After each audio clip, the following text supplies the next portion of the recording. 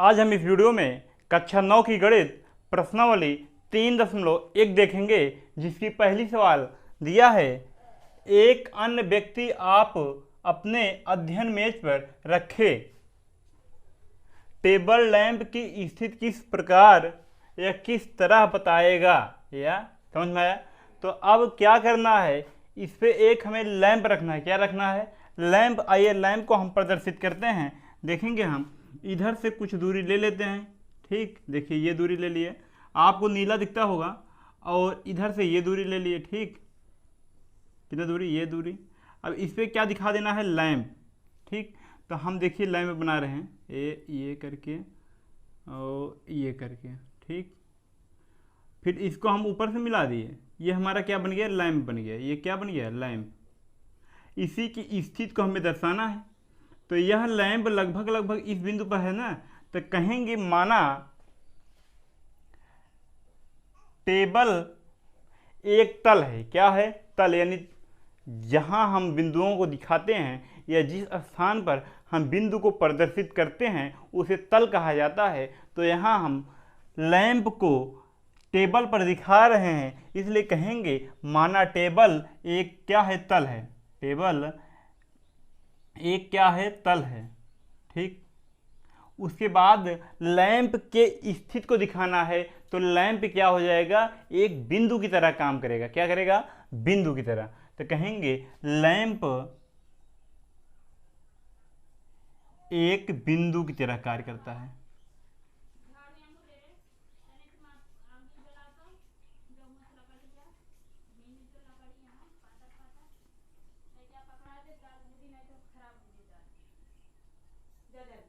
Lamp एक बिंदु की तरह कार्य करता है। अब देखेंगे लैंप की स्थिति क्या है। यदि हम कहें लैंप के लंबवत, ध्यान देना क्या होता है? टेबल के कोने या किनारे लंबवत होते हैं। टेबल के किनारे या भुजाएं क्या होती हैं? लंबवत होती हैं।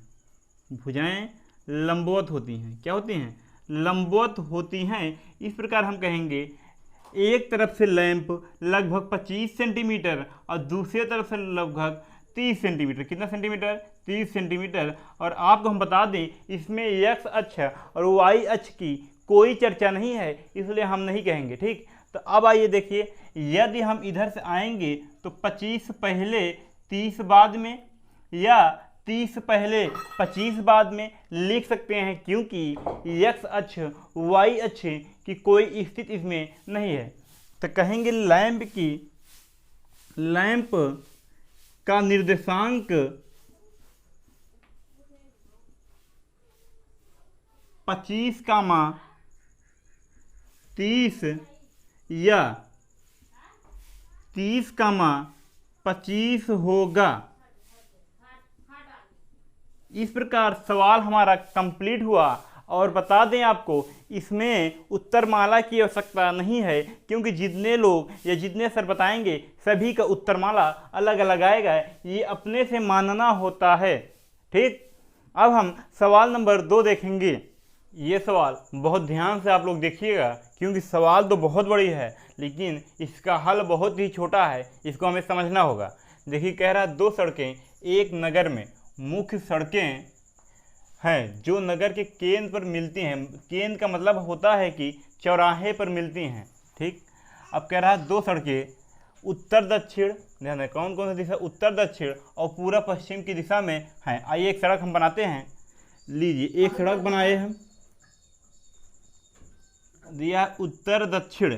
पहला मार्ग क्या दिया है? उत्तर दक्षिण। तो हम दिखा दिए उत्तर दक्षिण, और आगे दिया है पूरब पश्चिम, यानी ये क्या है? पूरब है और इधर क्या है? पश्चिम है। ठीक, ये याद रखिएगा। अब आगे ये क्या है? मुख्य केंद्र है, क्योंकि चौराहा है। आगे कह रहा है नगर की अन्य सभी सड़कें इस मुख्य सड़कों के समांतर हैं। यानी जो मुख्य सड़कें हैं, ये दोनों क्या मुख्य सड़कें हैं, और अन्य सभी सड़कें इन्हीं दोनों रेखाओं के समांतर हैं। आइए, परस्पर 200 मीटर की दूरी पर हैं। यानी जो सड़कें हैं परस्पर कितनी मीटर पे हैं? 2 मीटर। कह प्रत्येक दिशा में लगभग 5 सड़कें हैं। प्रत्येक दिशा में कितने हैं? 5 सड़कें। 1 सेंटीमीटर बराबर 200 मीटर। यानी जहाँ हमें 200 मीटर लिखना है वहाँ हम 1 सेंटीमीटर लिखेंगे। कितना लिखेंगे? 1 सेंटीमीटर, ये याद रखिएगा, पैमाना इसी को हम कहते हैं, ठीक। 200 मीटर को हम 1 सेंटीमीटर लिखेंगे। आगे ये कह रहा है अपने नोटबुक पर एक मॉडल बनाइए, सड़कों को एकल रेखाओं को में निरूपित कीजिए। एकल माने एक रेखा में निरूपित करना है।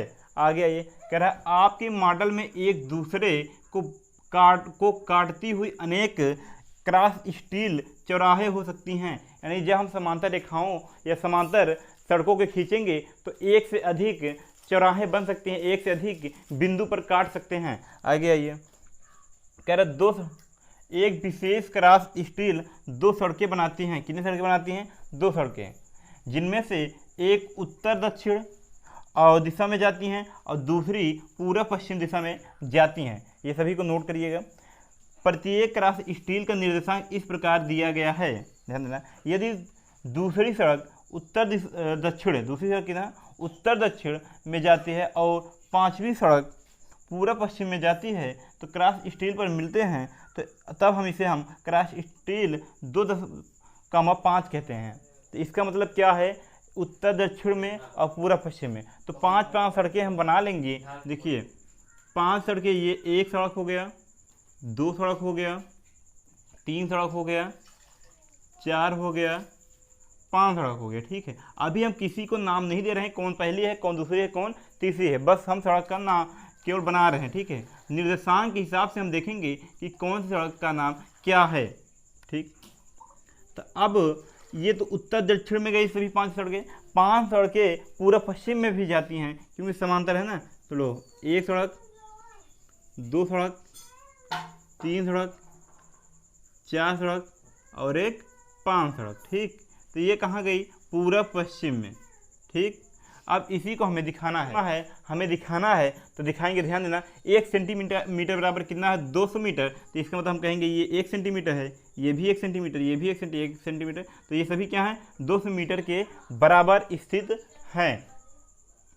अब आइए, ये कहता है इस प्रकार इसको निरूपित किया गया है कि इसका निर्देशांक दूसरी सड़क का 2 है और 5वीं सड़क का 5 है। इसका मतलब 2,5 कहाँ आएगा? देखिए ये 1 होगा, ये 2 होगा, ये 3 होगा, ये 4 होगा, ये 5 होगा। इधर 1 होगा, 2 होगा, 3 होगा, 4 होगा, 5 होगा। तो ये ध्यान रहे कि x अक्ष होता है, ये y अक्ष है।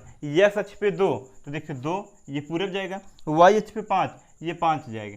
तो 2 और 5 लगभग यही मिलेगा ना, तो कहेंगे ये 2 है और ये 5 है। तो इस प्रकार ये कौन सा मार्ग हुआ? दूसरा मार्ग, मार्ग नंबर 2, ठीक। तो इसको मार्ग नंबर हम जब 2 कहेंगे तो ये मार्ग नंबर 1 हो जाएगा, और मार्ग नंबर ये 3 आएगा, और ये मार्ग नंबर 4 आएगा, और ये मार्ग नंबर 5 आएगा।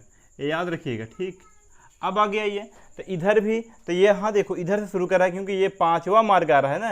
ये कौन आया? 5वां मार्ग। तो कहेंगे 5, मार्ग नंबर 1, मार्ग 1, मार्ग 2, ये ऊपर वाला मार्ग है, मार्ग 3, मार्ग 4 और मार्ग 5।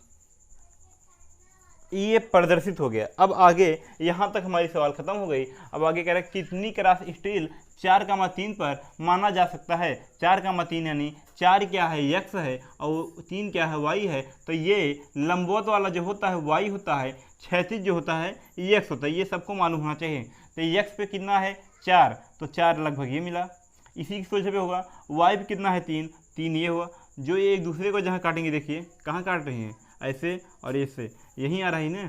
तो देखिए, तो कह रहा है कितनी क्रॉस स्टील को 4,3 पर माना जा सकता है? तो हम कहेंगे केवल एक क्रॉस स्टील को 4,3 माना जा सकता है, या अद्वितीय क्रॉस स्टील को माना जा सकता है। तो लिखेंगे पहले, अद्वितीय मान एक होता है, अद्वितीय क्रॉस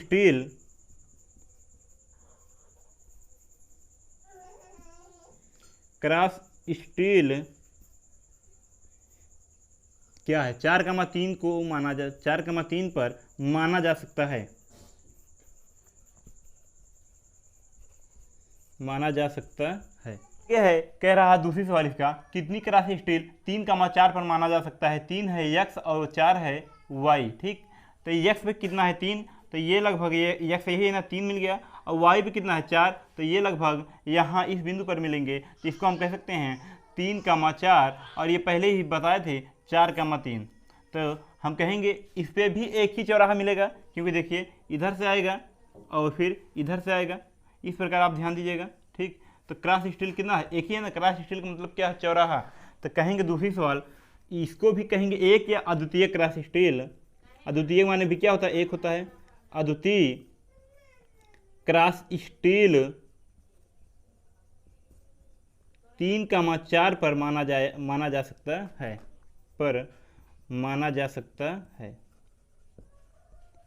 माना जा सकता है या एक ही अद्वितीय स्टील 3,4 पर होता है, बात एक ही है। इस प्रकार ये अभ्यास हमारा कंप्लीट हुआ। इस अभ्यास में आपको कहीं भी प्रॉब्लम हो आप कमेंट बॉक्स में पूछ सकते हैं, या फिर 7409 391 65 पर आप व्हाट्सएप कर सकते हैं। आपकी समस्याओं का समाधान अवश्य किया जाएगा।